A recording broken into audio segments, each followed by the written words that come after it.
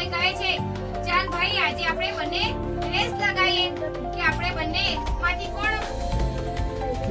કોણ વહેલા પહોંચે પેલા ઝાડ નીચે એવું કહે છે ત્યારે કહે છે કાચબાભાઈ કે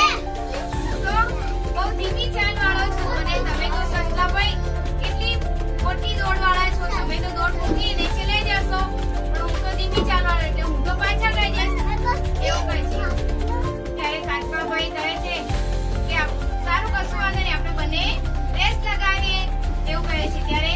સસલાભાઈ અને કાચબાભાઈ કહે છે સસલાભાઈ કહે છે જો સામે પેલું ઝાડ દેખાય છે ત્યાં આપણે પહોંચવાનું છે તો સસલાભાઈ અને કાચબાભાઈ બંને રેસ લગાવે છે ત્યારે સસલાભાઈ દોડતા આગળથી આગળ ભાગતા જાય છે અને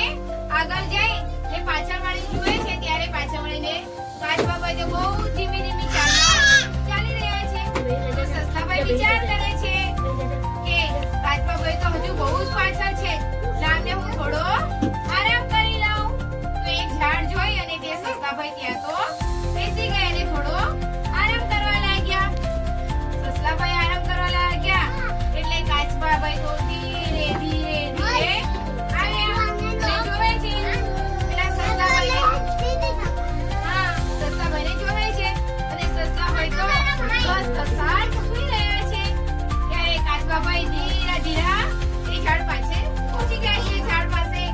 અને પછી સસલાભાઈની ઊંઘ ઉડે છે અને જોવે છે કે આ તો કાચબાભાઈ દેખાતા નથી અને ત્યાં જઈને જોવે છે તો કાચબાભાઈ ત્યાં ઝાડ પાસે પહોંચી ગયા હોય છે